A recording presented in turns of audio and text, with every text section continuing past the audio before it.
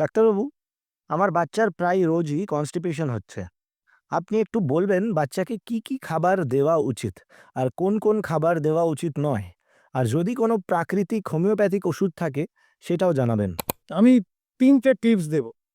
১, বাচ্চাকে নিয়মিত যোগব্যায়াম করাবেন বা খেলাধুলার ব্যবস্থা করবে, পর্যাপ্ত জল খাওয়াবেন, আর বাচ্চাকে যে আহার দেখছেন সেটাতে যাতে ফাইবার যুক্ত যে ফলগুলো খাওয়াবেন, যেমন ধরুন পেঁপে, শসা, আপেল, এ এই যে এই কলা, এইগুলো প্রচণ্ড পরিমাণে ফাইবার থাকে, এগুলো মল তৈরিতে সাহায্য করে।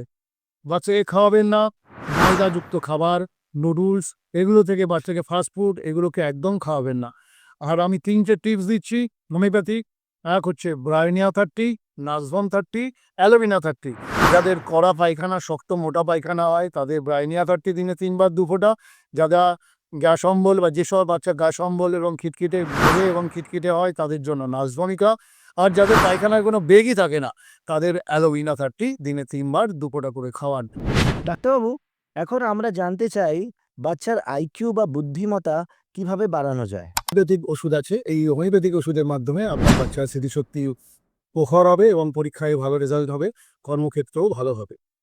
হোমিওপ্যাথি ওষুধ যেগুলো আছে সেটা হচ্ছে অ্যানাকার্ডিয়াম 30। অ্যানাকার্ডিয়াম যে যাদের বুদ্ধি কম, ভয় বেশি এবং অল্পেতেই ভুলে যায়, তারা দিনে ৩ বার ২ ফোঁটা করে খেতে পারেন। বোকাপোলিনোরি, যার দেশীয় নাম ব্রাহ্মী 1X, এটা ২টি করে বড়ি দিনে ২ বার খেতে পারেন। আর ক্যালিফস, এটা একটা ব্রেনের টনিক। এই যে ব্রাহ্মী, এই ব্রাহ্মী ব্রেনের ক্ষেত্রে খুবই উপকারী। যুগ যুগ থেকে বিভিন্ন মনীষীরাও এটা ইউজ করেছেন। এছাড়াও কয়েকটি ফলের নাম বলছি, যেমন বাদাম, আখরোট, ডিম। ডিমে প্রচুর পরিমাণ প্রোটিন এবং লিসিথিন আছে। এছাড়াও মাছ, সামুদ্রিক মাছ বিশেষ করে, এই সামুদ্রিক মাছে ওমেগা 3, যেটা যার জন্য ব্রেনের বিকাশ হয়। ডাক্তারবাবু, আপনার ভিডিও অনেক মায়েরা দেখেন এবং তাদের একটা খুব কমন প্রবলেম আমরা দেখেছি যে তাদের বাচ্চা ঠিক মতন ঘুমোতে চায় না, খুব খিটখিট করে এবং সারাদিন শুধু ঘোরাঘুরি আর খেলাধুলো করে বেড়ায়। এই সমস্যার জন্য কি কোনো হোমিওপ্যাথিক ওষুধ আছে? আমিও একটা ওষুধের নাম বলছি। এটা যদি আপনারা বাচ্চাদের খাওয়ান, আপনার বাচ্চা ঘুমাবে এবং শান্ত হবে এবং বাচ্চার বুড়োতো হবে না। ঘুমোলে তো বাচ্চার কনস্টিপেশন হতে পারে, গ্যাস অম্বল হতে পারে বাচ্চাদের। তা ওষুধটির নাম সাইপ্রিপেডিয়াম 30। সাইপ্রিপেডিয়াম 30 এই ওষুধটি দিনে ৩ বার ২ ফোঁটা করে ওষুধ ১ চামচ জলের সাথে মিশিয়ে বাচ্চাকে খাওয়াবেন। কিছুদিন কন্টিনিউ করার পর দেখবেন বাচ্চা একদম শান্ত এবং ঘুম হচ্ছে। ডাক্তারবাবু, অনেক নবজাতক বাচ্চা বা একটু বড় বাচ্চাদের একটা বাজে অভ্যাস থাকে, হাত বা আঙুল চোষার। এটা কি কোনোভাবে ক্ষতিকর? এর কোনো সাইড এফেক্ট আছে কি? হ্যাঁ, এটি একটি বদ অভ্যাস।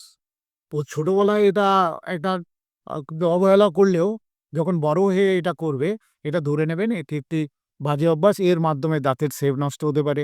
এর মাধ্যমে আ মা বাচ্চার আ ইনফেকশন, পেটে বারবার ইনফেকশন হতে পারে।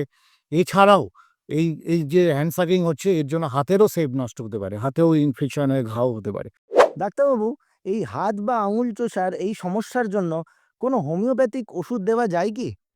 এর সমাধান হচ্ছে ৩টি হোমিওপ্যাথি ওষুধ বলছি। একটি হচ্ছে সিনা, যে বাচ্চা খুব খিটখিটে তাদের জন্য সিনা 30 দিনে ৩ বার।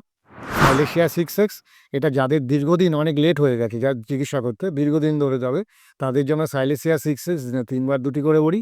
আর ন্যাকটামিও, ন্যাকটামিও 30, যে বাচ্চারা খুব সেন্টিমেন্টাল, লোকের সামনে কাঁদে না কিন্তু একা ঘরে কাঁদে, তাদের জন্য ন্যাকটামিও 30 দিনে ৩ বার ২টি করে বড়ি। মনে রাখবেন, অনেক বদঅভ্যাস হোমিওপ্যাথি চিকিৎসার মাধ্যমে কিন্তু সেরে ওঠে।